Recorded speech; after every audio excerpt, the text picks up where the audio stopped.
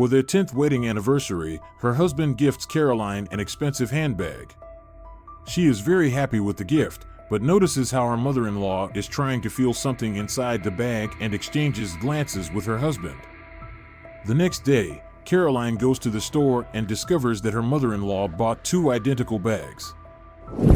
Caroline woke up in a cheerful mood. That day, she and her husband were celebrating their anniversary. 10 years.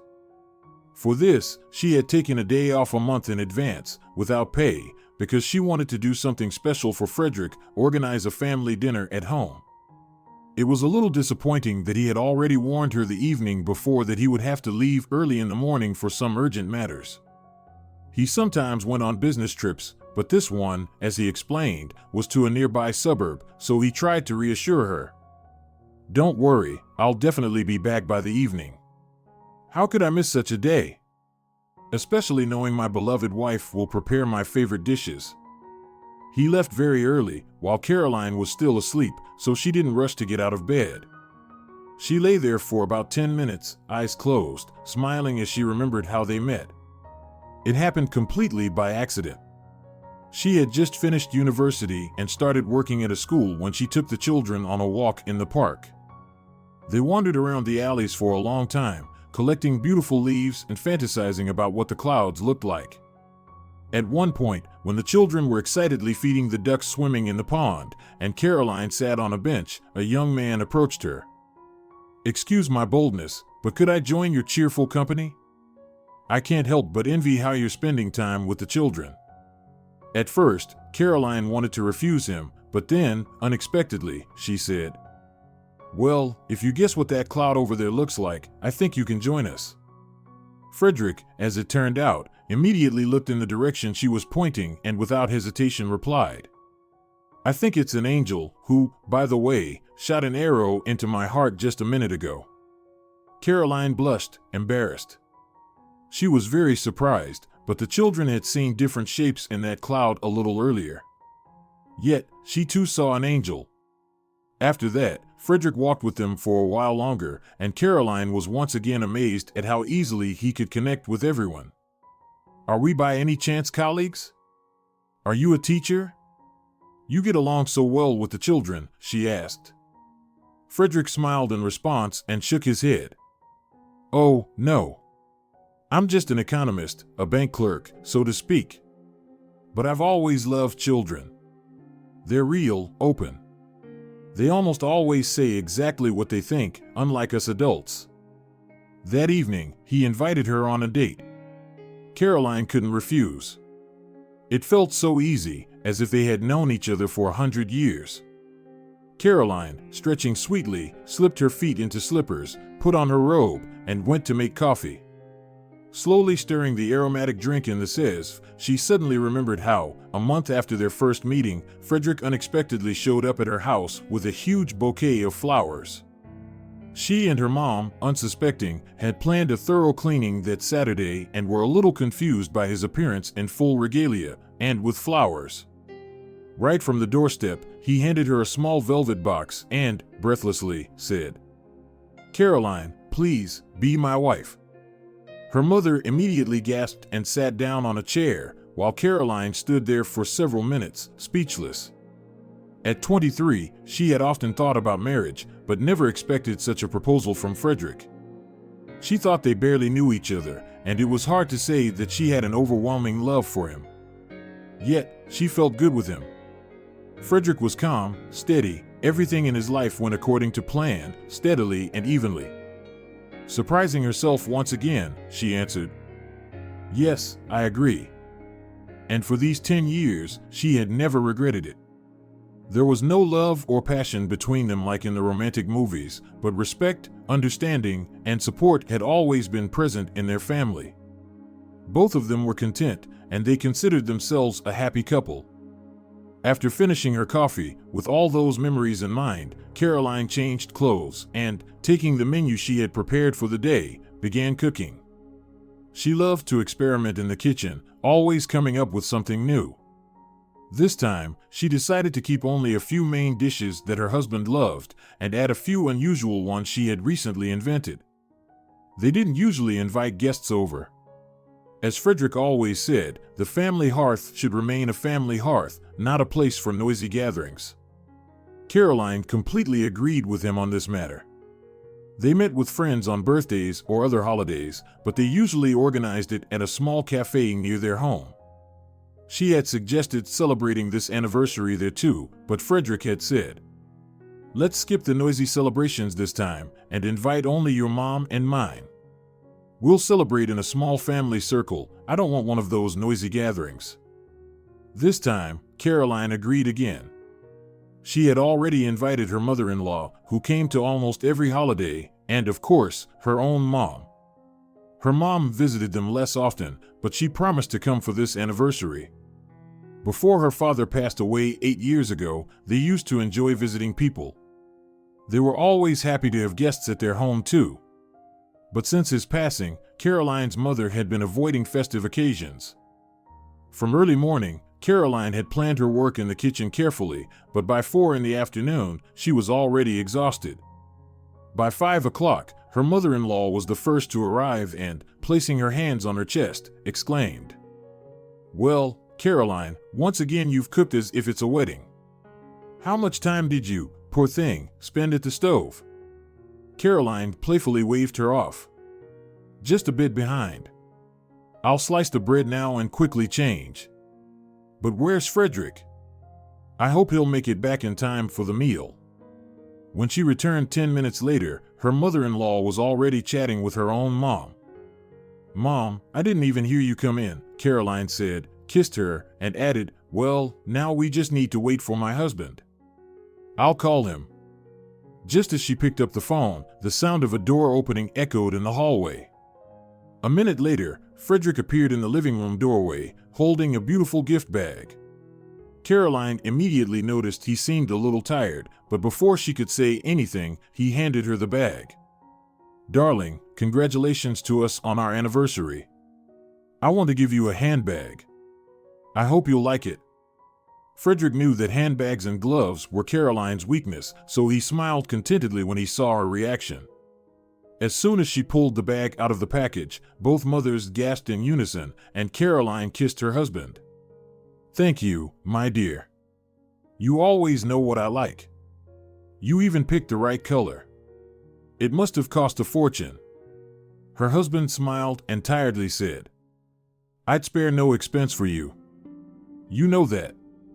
However, he gave his mother a strange look. At first, Caroline thought it was just her imagination, but later, while the women were admiring the gift, she noticed him exchanging glances with his mother several more times. It created the feeling that they were hiding something from her, as if there was some secret between them that she didn't know. Meanwhile, her mother-in-law repeatedly took the handbag in her hands, as if trying to feel something. Noticing Caroline's gaze, she quickly put the gift down, but it was clear that with the arrival of this handbag, she was feeling somewhat uncomfortable. Setting the present aside, Caroline said, "All right, let's go to the table. The gift is lovely, no doubt, but it's unforgivable to eat something that's supposed to be hot while it's cold." They didn't mention the gift again at the table. The evening went well. Frederick, however, became more and more quiet. It was as though he was deep in his own thoughts. He half listened to the conversation, replied at odd moments, or didn't respond at all. By the end of the evening, he called a taxi. After seeing both his and Caroline's mothers to the car, he came back and, looking exhausted, said, "Sorry, darling, it's been such a tiring day. I'm going to take a shower and sleep." Caroline, wishing him good night, went to the kitchen and spent at least another hour tidying up. When she entered the bedroom, her husband was already sound asleep. Remembering the gift, she smiled and went back to the living room to take the handbag in her hands. The item was indeed expensive and seemed unique. Caroline knew a lot about these things. Opening each compartment, she appreciated the thoughtful design inside. Both compartments had small zippered pockets. When she opened one of them, she suddenly felt something inside. Carefully pulling out the contents, Caroline was surprised to see what she had found. In her hand lay a set of beautiful gold earrings, which she instantly recognized. She had seen them when she visited her mother-in-law, and even on a photo from her mother-in-law's anniversary, but there was no mistaking them. These were the same earrings that her mother-in-law had mentioned. These are very expensive pieces. Not only are they handmade and one of a kind, but they've been passed down through our family for years, through the female line. Caroline continued to sit, holding the earrings in her hand. At that moment, she remembered how her husband had been exchanging glances with his mother all evening. Now, she began to suspect that her mother-in-law had known about the expensive piece of jewelry hidden in the handbag. For some time, Caroline sat in confusion, trying to understand how the earrings ended up with her. At first, she thought that perhaps her mother-in-law, as it had been in their family, decided to pass down the earrings as a gift to her, but then she should have mentioned it somehow. Still without an answer to her questions, Caroline carefully placed the jewelry in the cupboard under a stack of linens, deciding to keep an eye on Francisca's behavior in the near future. She didn't say anything to her husband the next morning, and as soon as he left for work, she got busy with household chores, pleased that she had thought to take a few extra days off. A couple of hours later, when she heard the key turning in the lock, she was surprised to see her mother-in-law in the hallway. "Oh, Caroline, why aren't you at work?" "I was in this area for some errands, and I got a bit tired, so I decided to rest at your place for a while." Francisca sometimes came by to visit. They had once given her a key, thinking there was nothing wrong with it. When Frederick and Caroline went on vacation, she would even stay with them to take care of the plants, as Caroline had many of them. But this time, something about her behavior seemed off, strange, and it made Caroline uneasy. She seemed guilty of something. Moreover, it was clear she was upset to find Caroline at home. Inviting her mother-in-law in, Caroline left the room under the pretense of making tea, but instead, she kept a close eye on her. Francisca was clearly looking for something. Caroline decided to test her suspicions and, after walking into the bedroom where the gift bag was, left the door slightly ajar. "The kettle will boil soon, and I'll call you, but feel free to rest here in the meantime," Caroline said, heading to the kitchen. Caroline hoped that her mother-in-law would give herself away. And her guess was right. Francisca, glancing several times in the direction of the kitchen, quietly made her way into the bedroom, where she started quickly opening each compartment of the handbag. After checking every corner of the gift, she let out a disappointed sigh. "Where are they? They should have been here." At that moment, Caroline, having quietly crept up behind her, softly asked, "Francisca, are you looking for these?" The woman turned around in alarm, and upon seeing the earrings in Caroline's outstretched hand, she immediately smiled and took them. She then began to apologize quickly, though all her words seemed like a ridiculous jumble. "I was the one who chose the gift for you. I mean, how could Frederick have found the time or ability to get something for you?" Her mother-in-law said, then continued, "I've told him so many times that he stopped spoiling you with gifts. At this rate, our family will fall apart." Then, for some reason, she started talking about how much she loved and respected Caroline, even mentioning that she had gone all the way across town to a well-known shopping center to buy the handbag. Caroline listened in silence, still unsure what parts of these words she could believe. Frederick had indeed stopped giving her gifts as often, but then Caroline remembered the earrings. "But these are your earrings, a family heirloom. How did they end up in the handbag?" Her mother-in-law waved her hand dismissively and, laughing somewhat unconvincingly, said, "Oh, what's the point of talking about it? I've become so forgetful, I don't remember where I put anything. I bought the bag, left it at home to give to Frederick, and then, honestly, I don't even know how, put the earrings inside it." Something inside Caroline told her that her mother-in-law was lying. But why? She couldn't figure it out. As soon as her guest left, she decided to visit the store Francisca had mentioned. Unsure of what she hoped to discover with this trip, Caroline walked into the handbag section. The charming consultant, who turned out to be quite talkative, immediately noticed the gift and said, "That item is quite expensive, and of course, I remember who bought it from me yesterday." The girl hesitated a bit and then added quietly, "Well, not just the one, but two of them." A very pleasant woman came in, not very tall, with beautiful long hair. I even thought, how lucky someone is. The customer looked about 60, yet her hair was as young as a girl's. Noticing Caroline's disapproving glance, she quickly shifted to the topic that interested Caroline. So, this lady bought 2 of these bags. I thought, well, if she can afford such expensive purchases, her hair must be fake. Caroline, noticing the short haircut of the saleswoman, figured that hair must be a sore subject for her, but that wasn't her concern now. One question was troubling her: why had Francisca bought the second bag, and for whom? Caroline left the store feeling completely downcast. It was unpleasant for her to think that her mother-in-law and her son had been engaged in some kind of secret dealings behind her back. Deciding not to wait until the end of the workday, she went to her husband's office. She wanted to find out everything quickly so that she could get rid of the uneasy feeling weighing on her. When she saw her husband in his office and explained why she had come, Frederick immediately gathered some documents and, as he approached the door, irritably said, "Listen, I really don't have time right now. I have meeting after meeting. Let's talk at home, okay? I don't understand why you had to come here.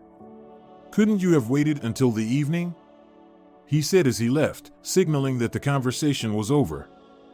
Not getting an answer to her question, Caroline went home feeling upset. Lost in her thoughts, she didn't notice how a boy in ragged pants and an oversized jacket had started following her. For several minutes, he simply walked behind her, and then he gently tugged at her sleeve. "Auntie, where did you get that bag? Was it from the trash? Are you out of your mind?" Caroline flinched in surprise, replying sharply. But seeing the dirty face of the boy, she softened and added, "Why do you think that?"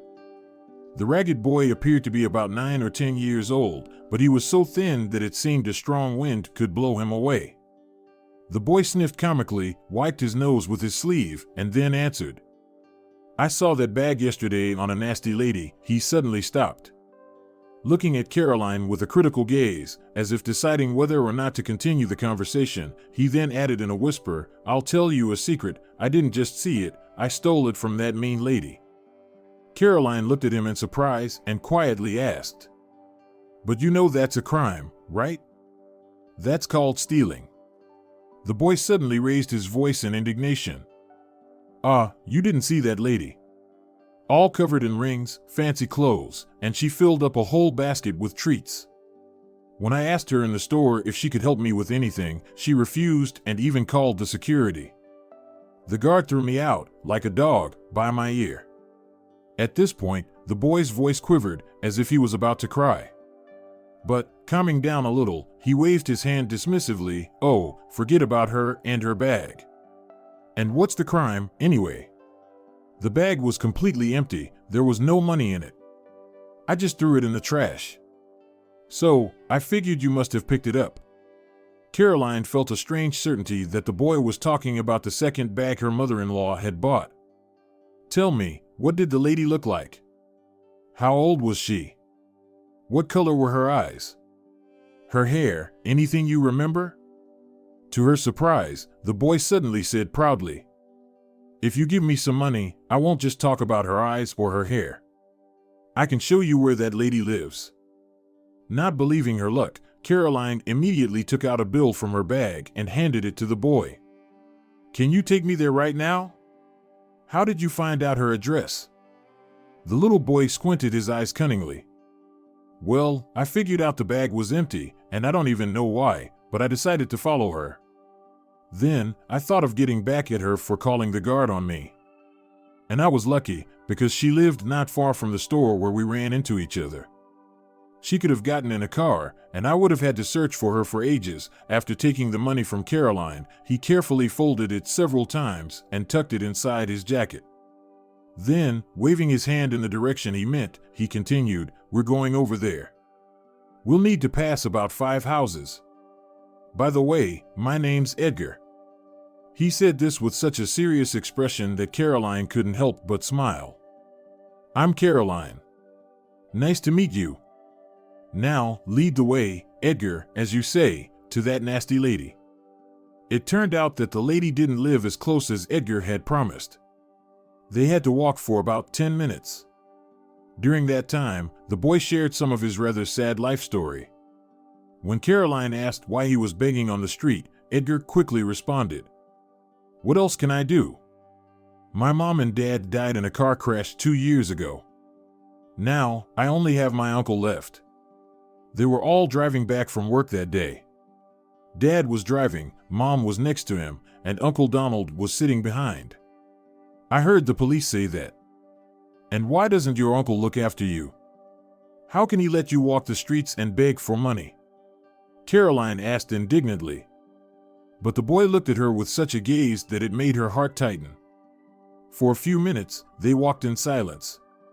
Caroline didn't know what she had said to upset him, but when he spoke again, everything became clear.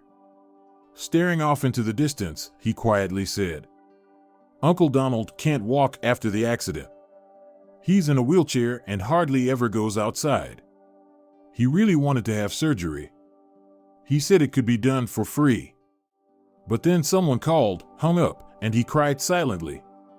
Afterward, he told me there would be no free surgery, and he'd never have the money to pay for a private one." The boy stopped and, looking at Caroline with pleading eyes, added, "Just don't let Uncle Donald know that I'm begging. I just want to help him raise money for the surgery. He gets a pension, and he helps neighbors fix appliances. We get by, but my ragged clothes, don't pay attention to them, okay?" He suddenly turned from a serious boy into a mischievous little child, as though he had just been playing soccer in the yard. He made a funny gesture with his hands, flapping them in the air and smiling. "Don't look, I found these on the trash heap, and I change in the hallway. Ragged clothes get more money, and no one recognizes me. Then, I pull the clothes out from under the stairs, wipe my face, and return to Uncle like a new person, with some money. But I don't show it to him, he'd scold me, I hide it under the bed. Once I've gathered enough, I'll give it to him right away." Caroline listened, struggling to hold back tears. She felt so sorry for this clever little boy who had endured so much hardship at just 11 years old, as he said. Her thoughts were interrupted by a scene she saw around the corner. Right behind another high-rise building, there was a row of one-story cottages, but what shocked her was that she saw Frederick's car parked in front of one of them. "Well, here we are," she heard Edgar's voice. He waved towards the house where her husband's car was, and added, "This is where the witch lives. I'm going now, though, Uncle will be worried. I need to go home." On autopilot, Caroline nodded and silently walked toward the house of her rival. Now she had no doubt that this woman was Frederick's lover. The pain and betrayal overwhelmed her so much that everything felt like a dream. She pressed the doorbell and waited for the homeowner to open the door. Then, pushing her aside, she stepped into the house. "Where's that scoundrel? He's got a lover, huh?" While the hostess was in shock, Caroline yanked open the first door she found and didn't make a mistake. Her husband, with a peaceful smile, was lying on the silk sheets of a wide bed. Seeing his wife, he jumped up but immediately tried to cover himself with the sheets. Caroline slapped him hard across the face several times. As she was heading for the door, she coldly said, "I'm filing for divorce tomorrow. I can't look at you after this." The hostess, now recovered, screamed after her. She threatened to call the police, called her crazy, but Caroline didn't say another word as she left the house, slamming the door behind her. Inside, everything was boiling. She wanted to cry. But then she stopped abruptly and, turning sharply not toward her own house, but toward her mother-in-law's house, walked resolutely in that direction. She wanted to find out how the rich lover had earned a family heirloom, a gift she herself had never received after 10 years of marriage to Frederick. Francisco wasn't expecting guests and took a while to open the door. When she finally did, she appeared groggy. "What happened? Something with Frederick?" she asked sleepily. Caroline silently walked into the room, sat down on a chair, and quietly asked, "Tell me, how did the lover, who seems to be even older than me, though with all that silicone, it's hard to guess her exact age, deserve not only the same expensive handbag but also a family heirloom? Those earrings should have ended up with her, not with me." Francisca looked at her in alarm and tried to avoid the topic. But seeing the determined look in Caroline's eyes, she sank into the chair across from her. It turned out that she knew about her son's affair and even didn't mind. At one point, her mother fell silent. Caroline, fearing that something was wrong with her, went to the kitchen and brought her a glass of water. After taking a sip, Francisca looked at her with gratitude and quietly continued. You see, I found out quite by accident that Katrina is the daughter of Christopher, my first love. We dated right after university for almost a year and were even talking about getting married, but then we had a big fight over something trivial. I can't even remember what it was. To spite me, Christopher went to get married on the appointed day, but not with me. She wiped the tears rolling down her cheeks, took a sip of water, and, without looking at Caroline, continued, and a year ago, I found out completely by chance that he died many years ago, but he left a daughter, Katrina. I managed to meet her and even introduced her to Frederick, though I don't know why. Maybe I just wanted to see her more often, as she looks so much like Christopher. I bought her this handbag as a gift. But then, in the store, my conscience got the better of me. I felt guilty for neglecting you, so I bought the second one there as well. Caroline gave a sad smile. Well, yes. The only difference is that one had expensive earrings, and the other didn't. Yes, I wanted to give her the earrings. That's why I put them in the pocket of the bag, Francisca admitted with frustration. I begged Frederick several times not to mix up the bags, but what I feared happened. He brought you the one with the jewelry. But how did you know that I got the one with the earrings? Caroline decided to ask. And without waiting for a response, she continued. You couldn't have seen through the bag whether there were earrings inside, could you? Yet, your faces changed as soon as Frederick gave me the gift. It was clear that her mother-in-law was very nervous. She kept fidgeting with the edge of the blanket hanging over the back of the chair. Trying not to look Caroline in the eye, she quietly responded. I called Katrina, asked if she liked my gift. She told me the bag had been stolen that same day. And when I asked her if she had found the earrings, she said there were no earrings in it, although she had checked the bag. This time she looked Caroline in the eyes and softly added, That's when I realized the earrings ended up with you. And I'm sorry, if you can forgive me. Caroline didn't know what to say, so she simply stood up and left the apartment. Her heart felt heavy, and she just wanted to hide somewhere, disappear. She decided to call her old friend, who had always invited her to visit. Maggie was delighted when she heard from her, said she'd be home in an hour and was eagerly waiting for her.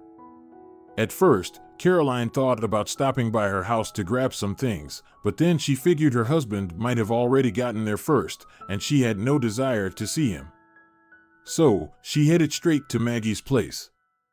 During dinner, her friend listened to her and, with a tone that brooked no disagreement, said, All right then, stay here for now. We'll see how it goes. And what a jerk Frederick turned out to be.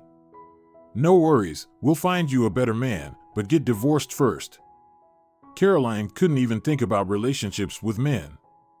It felt like she was ready to put a big cross on her personal life. The next day, on her way to work, she made up her mind that she would now dedicate all her time to her students. She tried to immerse herself fully in school matters. But a few days later, something happened that shook the entire teaching staff. The long-serving school principal was fired urgently, with no explanation, and they appointed some young guy, supposedly a protege of someone. During every break, the teachers gathered in the staff room, debating and speculating about the decision, but no one had any concrete information. The first thing the new principal did was gather the entire staff, calling in even those who didn't have lessons that day. In a rather stern tone, he immediately announced, I want to make something clear. I'll be strict with everyone. There will be order in my school. I won't tolerate absences, sick days, or any personal time off. Resolve all personal matters outside of work. Today, I want to see all the documentation and records. For the next 20 minutes, he talked about his vision for their work and what his expectations were. From the faces of her colleagues, Caroline could see that it wasn't just her who didn't like the new leader, But there was no choice, they had to somehow work under him. From that day on, Caroline found herself going to work with less and less enthusiasm. Not only was her heart weighed down by the impending divorce, but now her new boss found every opportunity to make her life miserable at work. He demanded complete submission, and Caroline disagreed with much of his autocratic behavior. Eventually, one morning, the principal asked her to come in. As soon as she entered his office, without greeting, he said, "You know, I can turn a blind eye to many things. But when complaints start coming from parents and students, I have to react. I'm forced to ask you to submit your resignation, and I advise you to do it right now." Caroline tried to say something in her defense, asking who had filed the complaint. The principal, raising his voice, sharply replied, "Don't make me take more severe measures. You understand, if you don't resign voluntarily, I will still fire you. But after that, you'll be lucky to find another job, and not just at a school." Caroline barely held back her tears as she rushed out of the office. Just as she was heading to the HR department, her phone rang. It was Maggie. She quickly spoke in a guilty tone. "Listen, Caroline, there's a situation. Leon, my fiancé, you know, the one I told you about, is coming back for good. Something went wrong with his job up north. Anyway, he'll be here tomorrow morning. I'm sorry, but you know, in my one-bedroom flat, there's no room for all three of us." Caroline, after saying goodbye, burst into tears. This day seemed like the hardest of her life. It felt like everything bad had happened all at once. She couldn't understand why everything had gone wrong in her life. Realizing that her boss could seriously damage her reputation without any justification, she still wrote the resignation letter. When she left the school and stepped outside, she walked aimlessly, not knowing where to go. She couldn't go home. She had no strength to face Frederick. She couldn't go to her mom's house, as Maggie had suggested either.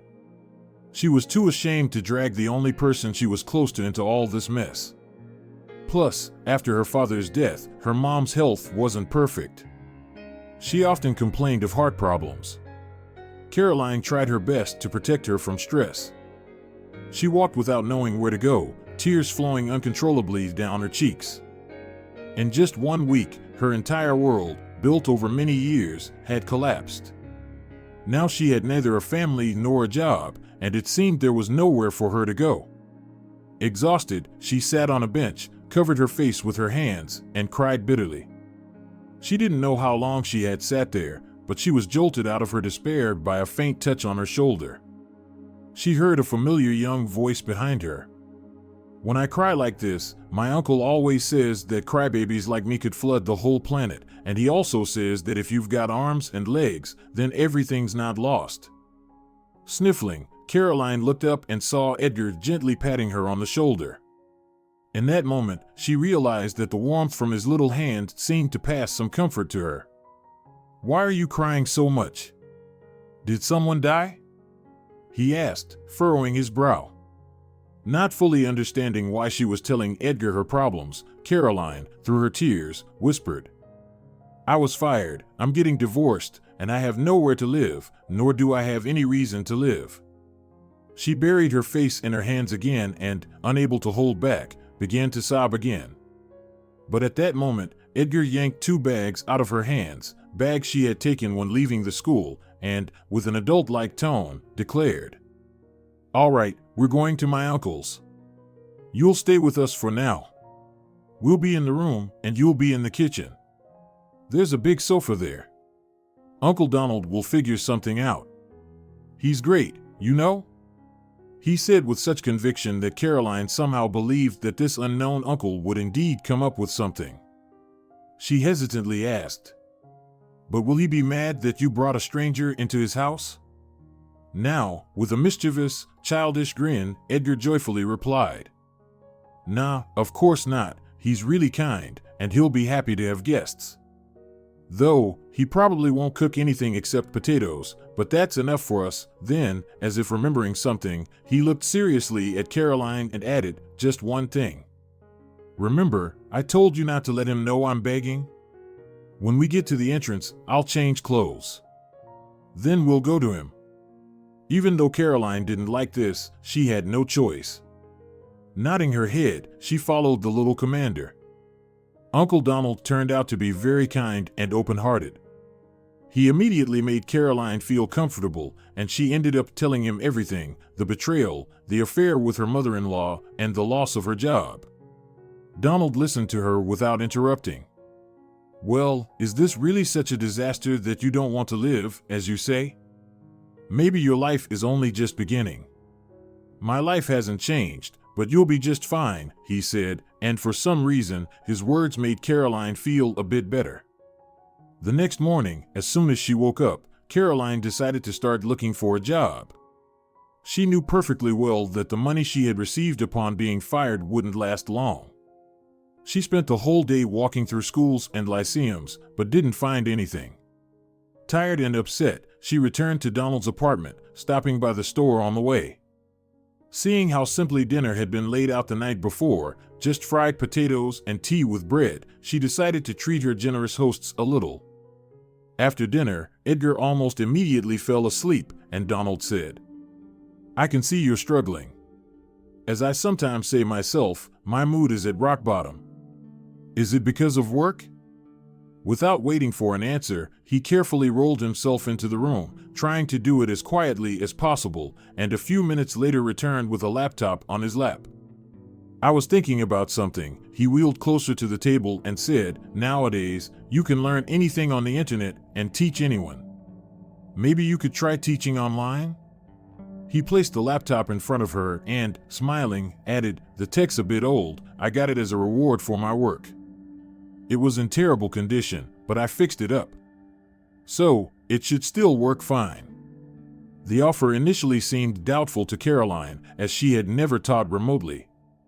However, when calls started coming in from people wanting to take lessons, she began to believe in herself. At first, there were only a few students, though she charged a modest fee. Still, that money was enough for her not to feel like a burden. During this time, Caroline became very close with Edgar. In exchange for keeping their meeting a secret from his uncle, she managed to convince him to improve his studies, which hadn't been great.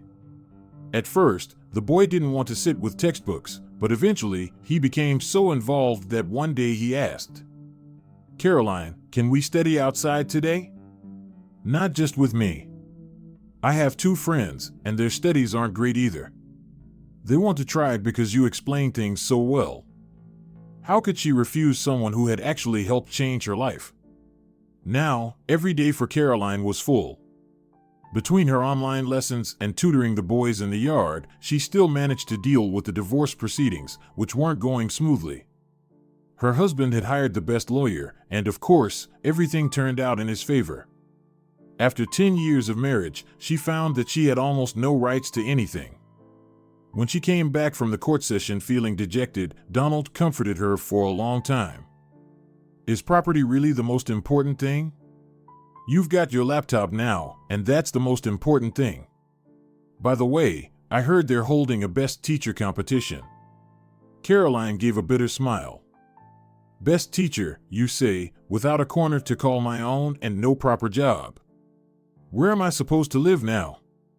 That jerk even took away the house.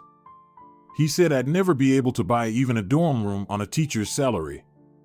At that moment, Edgar appeared and said indignantly, "Well, then just live with us forever." He said this so simply and earnestly that both Donald and Caroline looked at each other and burst out laughing. Then, in confirmation of Edgar's words, Donald said, "Yes, of course, stay with us as long as you need. Not just because your borscht is the best in the world. We just don't feel right without you." A lump caught in her throat. Caroline could barely hold back her emotions, but thought to herself that these 2 men had become so close to her that she didn't want to leave. She decided that, since she was already tutoring the boys, she couldn't abandon their education halfway, so she stayed. A few weeks later, her life changed dramatically again, and once again, it was thanks to Edgar. Without telling her, but clearly with Donald's help, he sent an application to the very competition Donald had mentioned, describing in detail how she taught the boys for free, how wonderful she was, and how he and his friends loved her lessons. Caroline was shocked when, one day, Donald handed her an envelope. "Here, a letter for you. It seems to be from the Department of Education." Confused, Caroline opened the letter and read it several times. She handed it to Donald in bewilderment and whispered, "I don't understand. Is this a prank? They're inviting me as a participant in a teacher competition, but I never applied." At that moment, Edgar's joyful voice came from behind her. "I wrote it. They noticed. You have to win. I wrote that you're the best." He ran over and hugged Caroline. "You'll win, for sure." In that moment, she wanted to never let go of the boy. But she smiled, patted him on the head, and said, "Edgar, I see you've decided to completely change my life. Thank you, my dear. I'll do my best, since it's all happened this way, not to let you down. Though, I don't really believe in competitions like these." The entire trip to the competition felt like a dream. There were some questions and assignments, and in the end, with tears in her eyes, Caroline received a silver cup from some important city official, having taken second place. Afterward, the most important person in education in the city spoke with her for an hour, and upon hearing her story of being fired, said he would make a few calls and promised to contact her later. As Caroline was approaching Donald's house, her phone rang. She was informed that starting the next day, she was appointed the new principal at the school from which she had been unjustly fired only recently. She burst into the house as if on wings, rushing to hug Edgar. "You're my angel. What would I have done without you? I'd still be living with a traitor, putting up with injustice. Thank you, my dear. You deserve a reward. Ask for whatever you want." Edgar, who had been laughing joyfully, suddenly became serious. He looked at her quietly and said, "Don't leave us. Please don't go. I promise I'll always go to school. I won't skip any classes. And I can even learn to make borscht. You'll be working now." Caroline, barely holding back her tears, softly asked, "But will your uncle allow it?" Before she could finish, Donald, having quickly turned the wheels, appeared next to her. Gently pressing his lips to her palm, he quietly said, "I've always dreamed of you being here with us. I love you." "I think I love you too," Caroline smiled and answered. And it was the truth. At school, everyone was thrilled by her return. The city administration, deciding to check how she had settled in, praised her, noting the drastic changes. It seemed that Caroline had missed her colleagues and the job so much that she immediately implemented everything she had dreamed of. New clubs and activities were set up for the children. When she excitedly shared all the new initiatives with the visiting head of the department, he raised his hands in surprise and said, "Well, it looks like you're going to make this school the best in the city. I'm sure of it. Do you have any personal requests? I know your ex-husband left you without a place to live. We could arrange for official housing." After a brief pause, Caroline, unexpectedly, replied, "No, the housing situation is fine. I have a place to stay. But I'd like some help with a medical matter. Well, not for me, but for a close person." Christopher Anderson, the head of the department, suggested they step into an empty classroom and, after listening to her request, promised to help. Caroline was greatly surprised when, the very next day, he called and informed her, "I've made arrangements. Donald is ready to be admitted to the Central Hospital today, and after the examination, they promised to operate on him." Caroline couldn't contain her emotions. She burst into tears and thanked Christopher profusely. After waiting for the end of the workday, she rushed home almost like a little girl. Donald couldn't believe it at first and kept repeating, "It can't be true. I've done everything I could to stand on my feet. It just doesn't happen like this." Caroline stroked his arm and tried to calm him down. "It does happen. Donald, it turns out, it does happen. Edgar changed my life. Now it's my turn to change yours, or rather, our life." Unexpectedly, Donald looked up at her and, in a trembling voice, said, "I'm so afraid of losing you. I know this should be different, in a different moment, in a different setting, but please, be my wife. I'm ready to do anything for you. I will do everything I can to get back on my feet quickly so that for the rest of our lives, I can carry you in my arms." Caroline sank into the chair beside him, wiping away her tears and smiling happily. "I agree. So hurry up and get better, because we have a whole life ahead of us." They embraced, and at that moment, Caroline realized that she would never leave these two men who had become so close to her. She wanted to live with them, fly with them, soar. The next day, Donald was in the hospital. After reviewing all of his previous test results, the doctor was pleased. "Well, I'll say I expected worse. With your injury, young man, if the surgery goes well, you'll be going home in 10 days to recover under the care of your family." Then, turning to Caroline, the doctor said, "But you, as his wife, must understand that this is not the end. For the next 2 years, he'll need to undergo checkups every 6 months. And, of course, no heavy lifting." Caroline wanted to shout that she would do everything in her power to help her beloved get back on his feet. But she simply smiled and said, "Well, as long as he listens to me." The surgery was successful.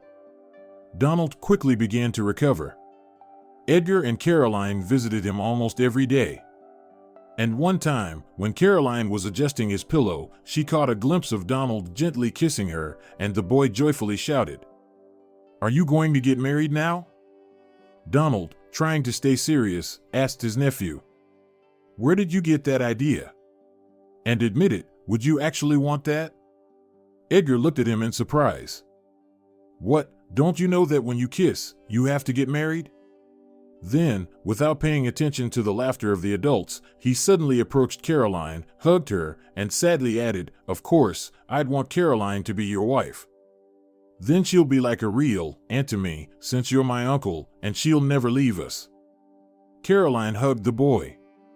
"I'll never leave you. I promise." They decided to have a small wedding, but it included all their close relatives. Later, thanks to connections, they quickly finalized Edgar's adoption. At school, the boy was hardly recognized.